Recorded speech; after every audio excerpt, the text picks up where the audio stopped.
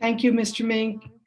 Your words, Latin VR, are very inspiring, showing us the entire array of innovation and virtual reality and all of the VR aspects. And it's very interesting to see how education environments are changing thanks to VR, and the students can access it, and how with optical fiber broadband, the support of this for schools is extremely important to offer quality education to distant populations, which is also necessary in Mexico.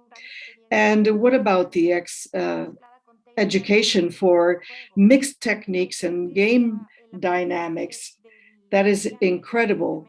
Students' learning increases 90% thanks to virtual reality techniques. So here we see the major importance of the government in fostering quality education, given the deployment of broadband and making it available for all. In fact, another good piece of news is the low-cost system being offered. We thank you very much, and we will now continue with our next speaker. And regarding the vertical industry, let me now give the floor to Jorge Garcia Sotelo, Head of Applications, Digitization, and Innovation of Audio in Mexico, with an important topic: the path to digital transformation in the process of transformation of traditional industries. You are recognized, Jorge. Welcome. Thank you, Paola.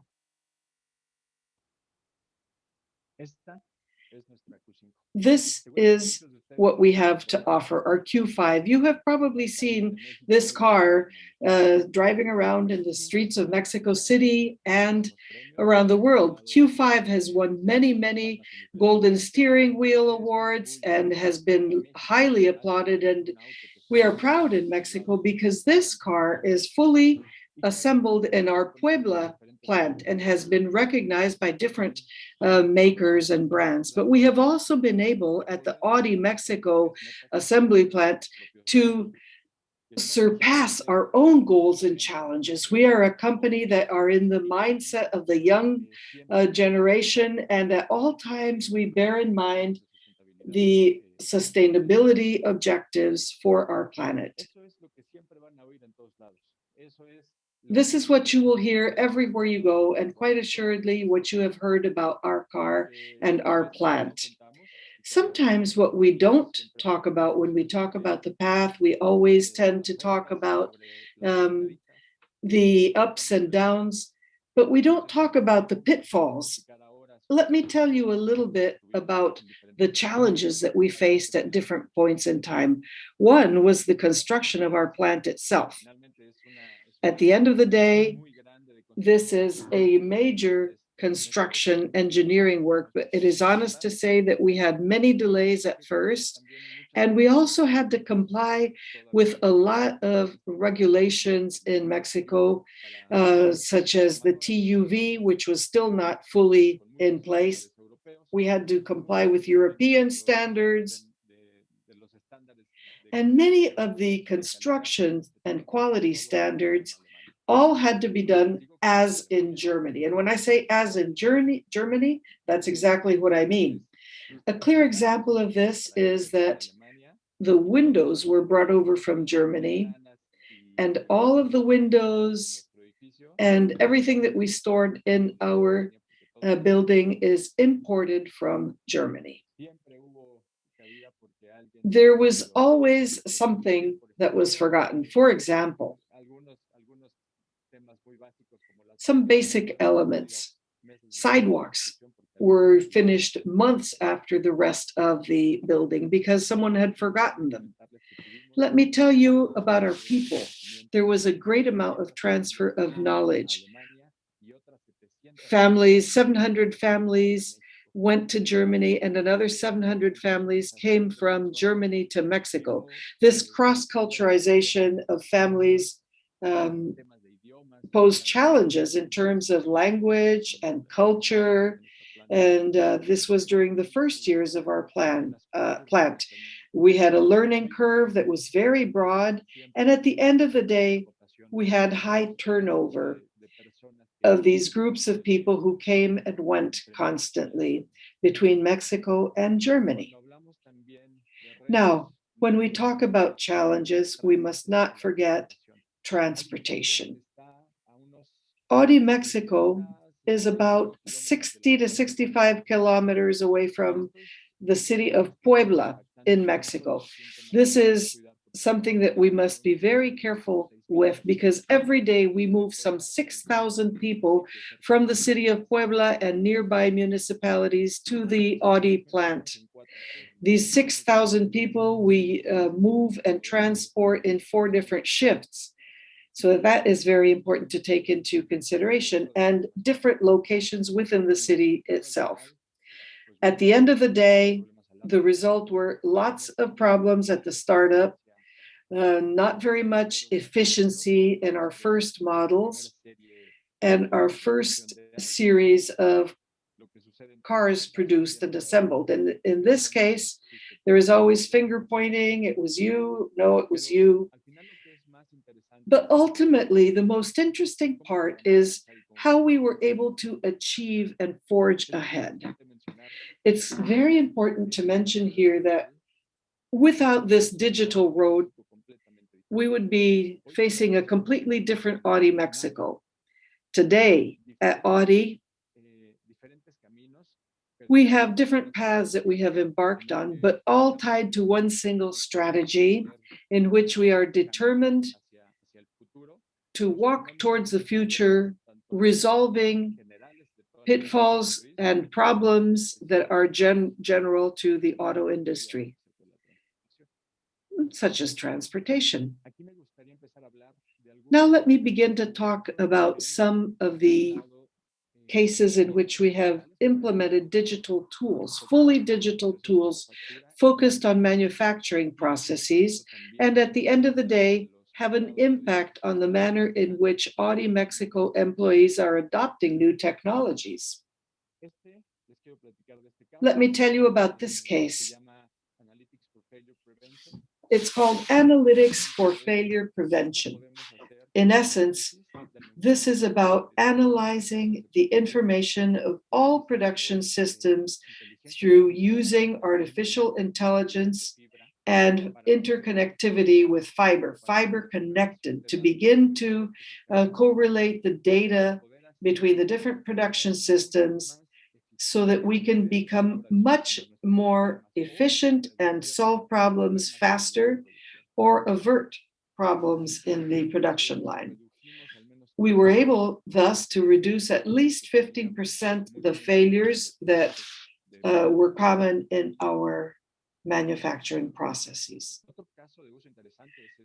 Something else was interesting was cognitive supply chain, in which we used artificial intelligence algorithms and our Wi-Fi 6 network. What we did here was we harnessed the ability to understand how clients are ordering cars, requesting them. And we were able to modify our supply chain line. And that is when there is a modification in manufacturing processes or the order of the process, the supply chain must also adapt in an intelligent manner and submit new requests for parts at the last moment through logistics. And in doing this, we have been able to reduce shutdowns by 50%. That is the lack of parts on site. We were able to reduce that by 50% through artificial intelligence and the Wi-Fi 6 network. And we're able to notify when in the supply line for parts there is a change. Another interesting case that we've been able to implement is the wearables. Let me tell you about this. This is in order to facilitate for operators the supply of parts. In the past, someone in the production line proffering supply parts had to memorize at least the last part of the number of each part. As you can imagine, this generated a lot of error in the supply of parts, and it was contingent on the operator being fully aware of the process and being able to memorize the number of each part and thus being able to order the necessary parts. But this was dependent on the human capacity. What we were able to implement was glasses that have a headphone attached where the system can send the specification regarding what supply is required. That is, if there's a rack containing different parts, the system will indicate which is the part to choose through these glasses and sends a voice command as well that can link it directly to the number of part and using both name and number. So we're not going to choose I6JBX32. Rather, we're going to use the ancillary part number. So the operator can thus use an apple, a pineapple, a lemon, a visual aid, do the matching, and then be able to administer the ordering of parts. So the result was 100% effectiveness in supplying parts for assembly. These devices are connected wirelessly, and the speed at which these data transmission is carried out is very closely linked. Otherwise, we wouldn't have the expeditious nature of supplying parts. Another interesting use that I would like to talk to you about is this implementation of big data analytics in order to apply preventive maintenance to the robots. The robots that weld the different parts obviously need a lot of maintenance. What we are now doing is interconnecting the robots with wireless systems, including fiber and other systems, in order to share data in real time, not only in the Mexico plant, but all of the group's plants, so that we can be much more preventive in avoiding failures in the robots and learning from other systems as well. So here we are fully dependent on interconnection that is reliable with little or zero latency and that is based on fiber 100%. Otherwise, we will not be able to carry out this transition at the speed needed. Now, the impact of this is that we were able to reduce at least by 130 hours the shutdowns of our assembly line.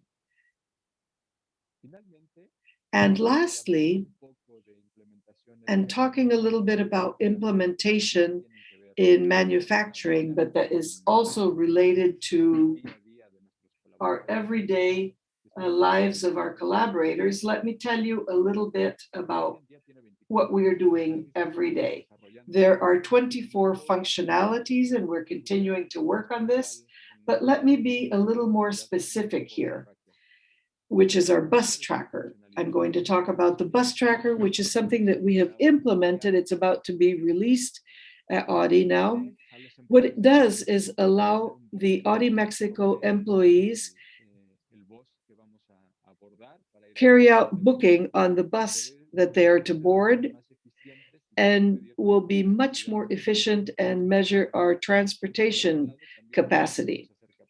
We will be also able to determine how many people are on each bus, and if there is a delay on the highway or a delay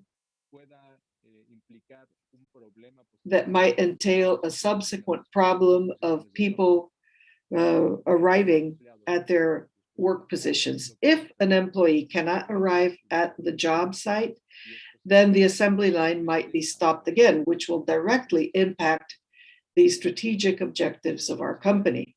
How will we achieve this? We're going to have a tracker of the buses that is going to tell us in a proactive manner how many vehicles, how many people aboard, and which part of the plant these people are going to, and thus avoid risks of people arriving late at their jobs. Then, if there should be a problem on the highway, then the employees that are on shift might have to stay another 2 hours until their companions arrive at the site. Now, this has to do with benefits for the employee, but also for the assembly line. At the end of the day, in manufacturing companies such as ours, we're not talking about traditional manufacturing that much anymore. We now have to live in a holistic world, employees, the company, and technology. This is a very important linkage that we have identified, and we've been able to develop it to such a degree that today it's extremely complex to live without this application. And in conclusion, where do we stand today? Today, we have a digitization strategy that is clear and that in addition is well known and understood by everyone at Audi Mexico. Today, we are able to maximize and optimize efforts, not only through independent functions, but through digitizing entire processes. We know which processes we must be working on, and we digitize a complete process independently of what department it belongs to. This has allowed us to save a lot of time and effort and time for development, in fact. And today we embrace a culture of innovation. We are able to export our know-how and through other systems in Mexico, Audi is now a benchmark, and we are in touch with other plants to share our growth. Nothing is impossible. Difficult? Yes. Many things, as Yoda would say. I thank you so much for your attention. My name is Jorge Garcia Sotelo, Head of Digitization at Audi Mexico, and this is my contact information. Thank you so very much.